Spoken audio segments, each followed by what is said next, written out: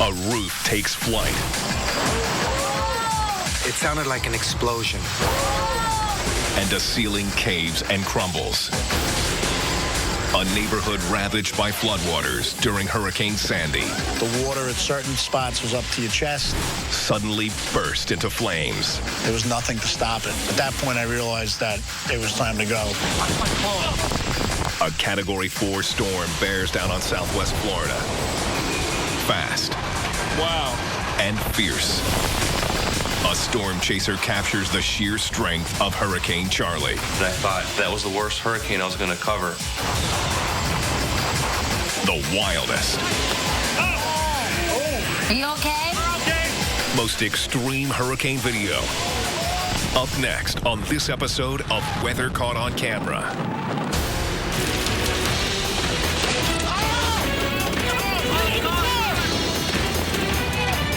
Oh my God. The people have kind of panicked.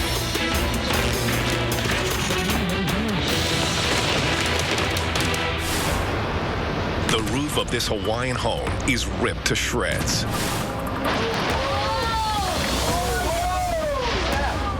While another collapses on a family seeking shelter underneath. And it's all caught on camera. Tony Sarabia has lived in Kauai, the fourth largest of the Hawaiian Islands, for over 40 years. Great surf, great beaches.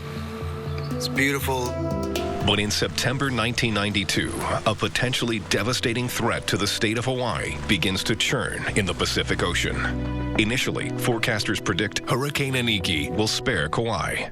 But unexpectedly, a ridge of high pressure in the Pacific that normally keeps hurricanes well south of Hawaii begins to weaken. It was moving along to the south, but an unusual dent in the high-pressure system occurred by a system that came down from the north. And that grabbed Iniki and quickly moved it due north over Kauai. So it didn't really have time to lose a lot of its strength. Hurricane Iniki heads straight for the island of Kauai and strengthens to a Category 4. Iniki right now, 350 miles southeast of Kauai. They have hurricane warnings out for Kauai. If you think about it, you have to be kind of unlucky to be on a little island and have a little eye wall hit you.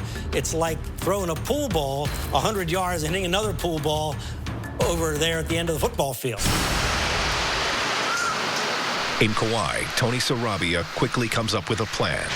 I only had enough plywood to cover up all the doors and windows for the ground floor. I decided that the ground floor should be the bunker. The storm surge reaches 6 feet, with some parts of the Hawaiian coastline reporting high water marks of up to 22 feet.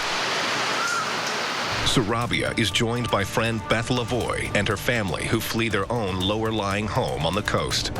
The first thing in my mind was to protect as many of my belongings as I could, thinking that I was going to lose most everything, and get my family to what I considered a safe house, and that was Tony's house.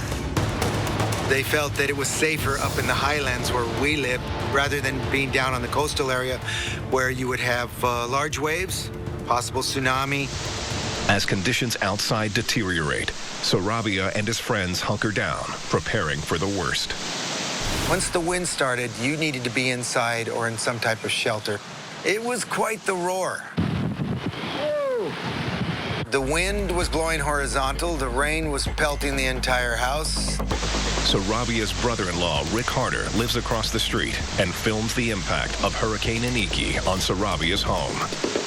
Through a crack in plywood protecting his own window, Sarabia keeps an eye on the powerful storm.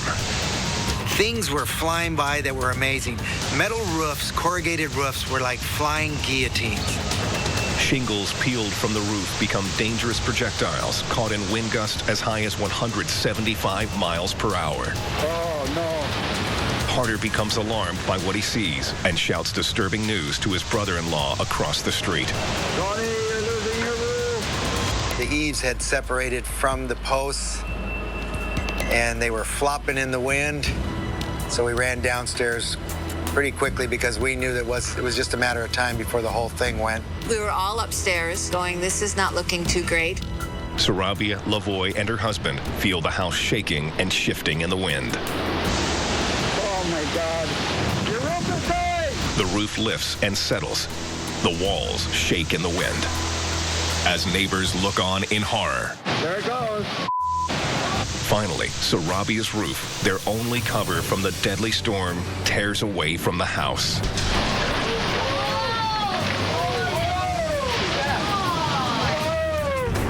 It sounded like an explosion.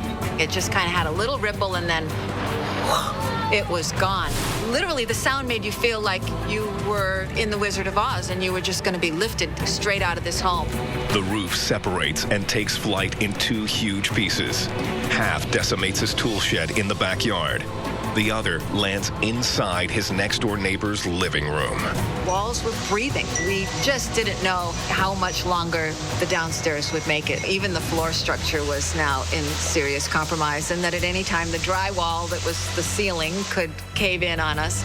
Scariest moment during the hurricane was not thinking I was going to make it back to my house.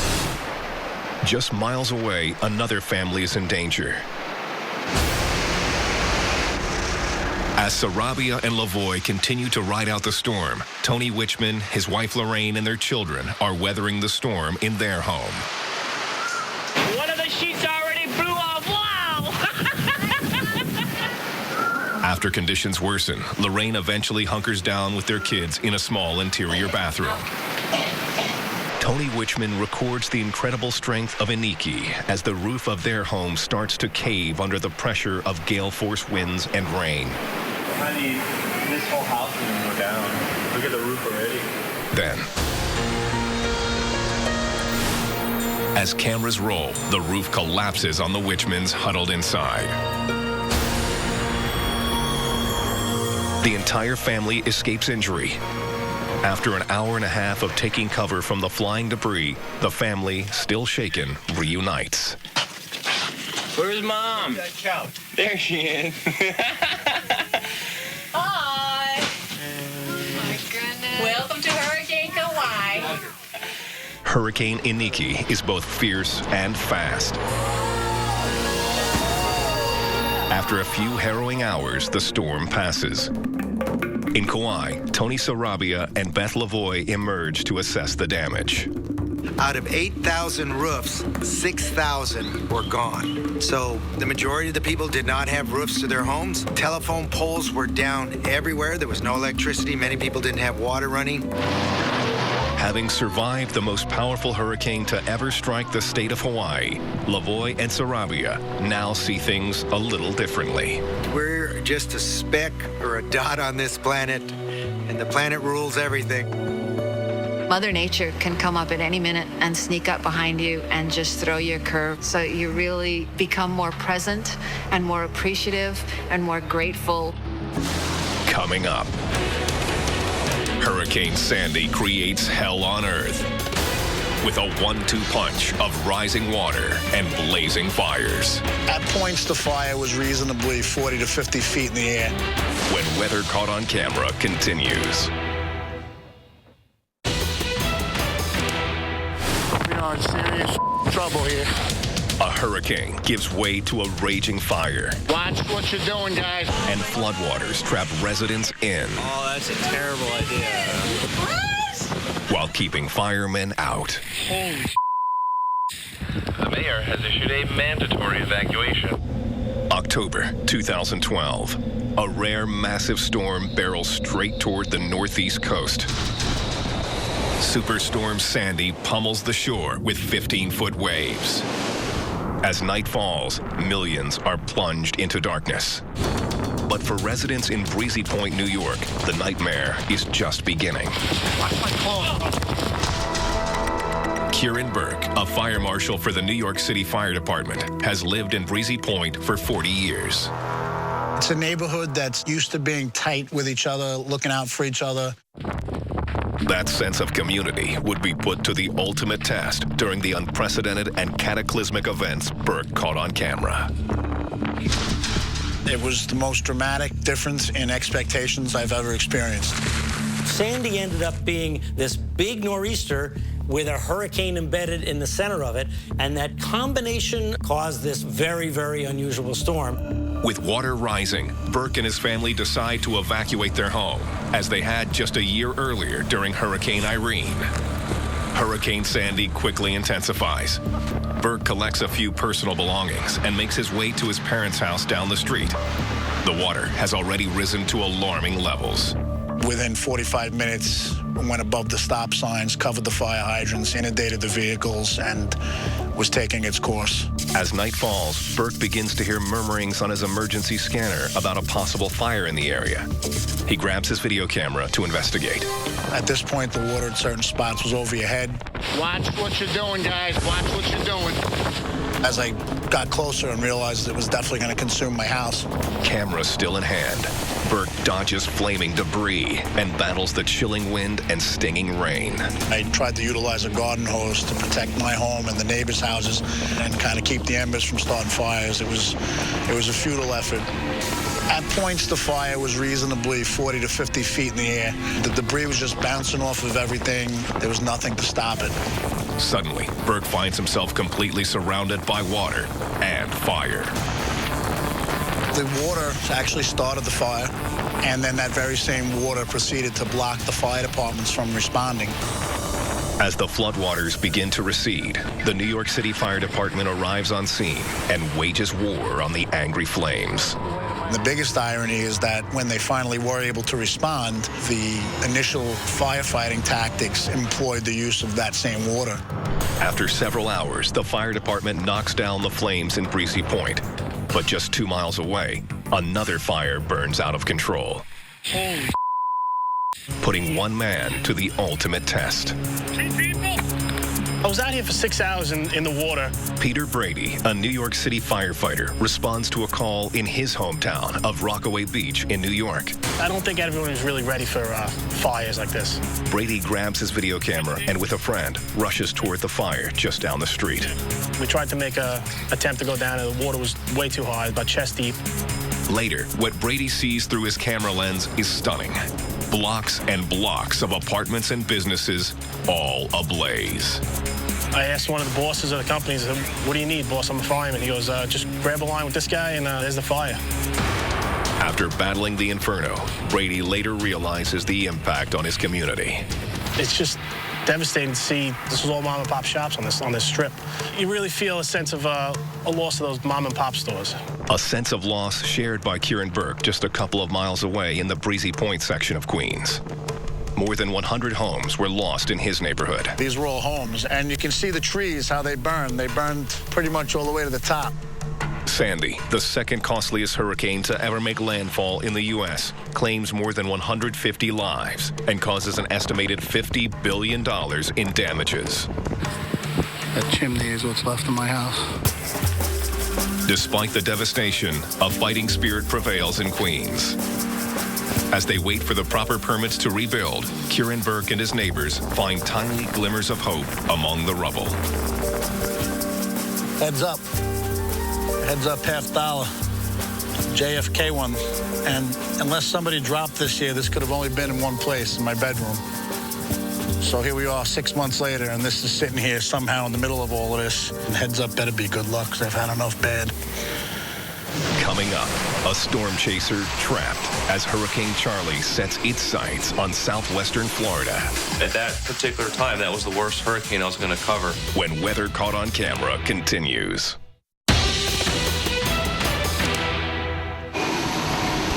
An intrepid storm chaser gets a front row seat to the wrath of Hurricane Charlie. Wow. It was a nightmare. Windows smashed right there. Just got hit by some debris. Mike Tice has been storm chasing for 20 years. And when Hurricane Charlie starts making its way toward Florida in August 2004, Tice grabs his camera, gathers his equipment, and heads for the coast. I thought I was going to be chasing a Category 1 or a Category 2 hurricane when I left here that morning. When I got to the west coast of Florida, it was already a Category 4 hurricane, literally in the matter of hours. Hurricane Charlie was a very small, tight core with a very small eye. And I have found through history that the smaller storms tend to strengthen much faster overnight.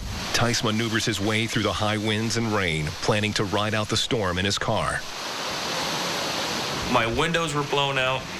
There was debris smacking the car everywhere. Water was coming in. In the video, you will see there are other cars that are flipped over. There was tree limbs coming down. Everything was howling. All the power lines were just whistling. And it was amazing how fast it happened. Tice hunkers down at a gas station in Charlotte Harbor, approximately 100 miles south of Tampa. Next thing I know, winds are picking up to about 120 now. Pieces of the gas station awning, bit by bit, are coming off and flying away. The metal gas station awning was ripped back and curled backwards and shredded to pieces within the matter of about a 30-second wind gust. Tice calls a friend from inside his damaged vehicle, but the wind is fierce and loud.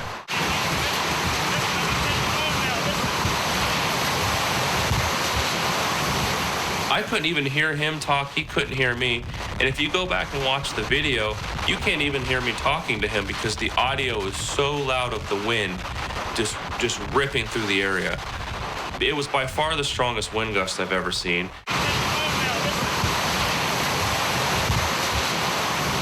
I mean, there was pieces of roofs everywhere. Telephone poles came down. There was glass in the road. It was, a complete disaster zone after the first half. Suddenly, Tice finds himself safely in the eye of the storm. Bam, I was in the eye. The sun came out.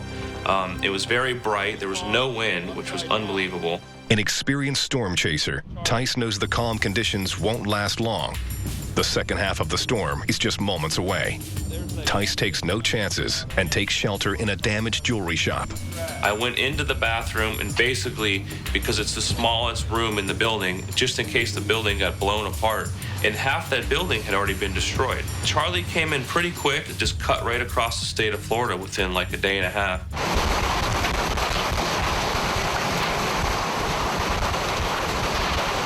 Tice survives.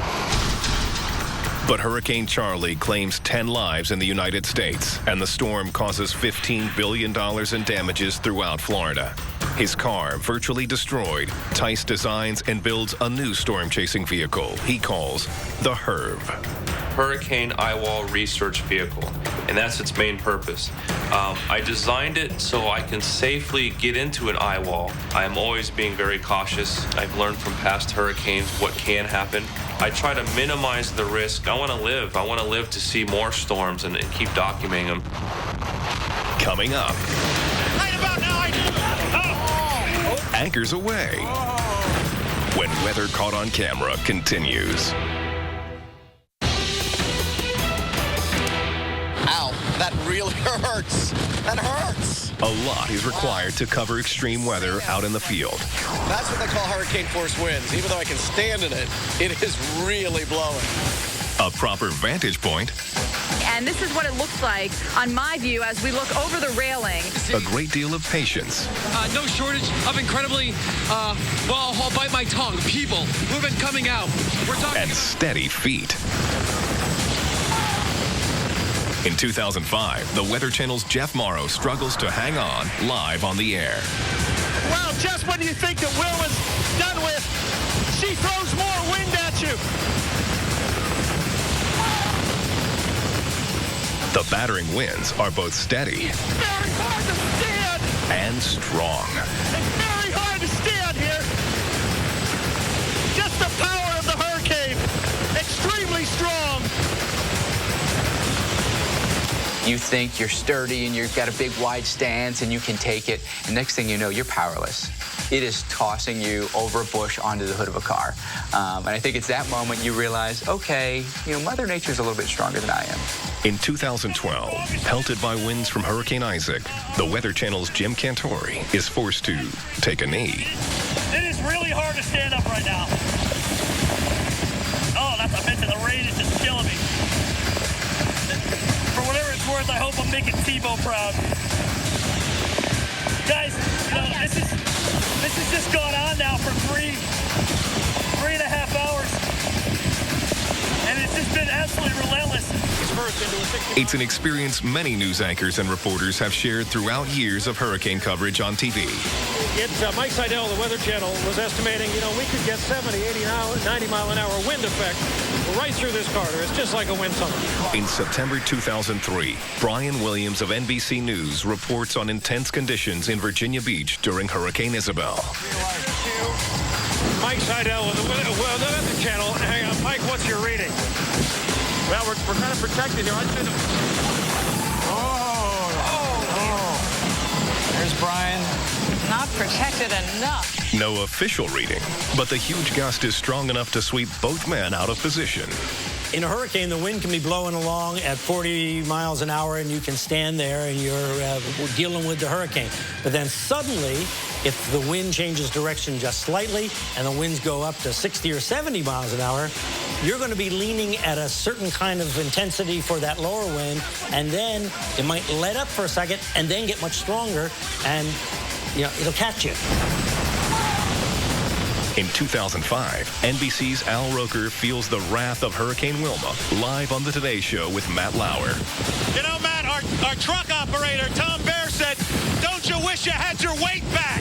Right about now, I do. Roker's down, but no one got hurt. Okay? We're okay. We're okay. We're okay. Okay. We're okay. We're coming inside. Yeah, that's a good idea. It's all just in a hard day's work. The wind just been insane.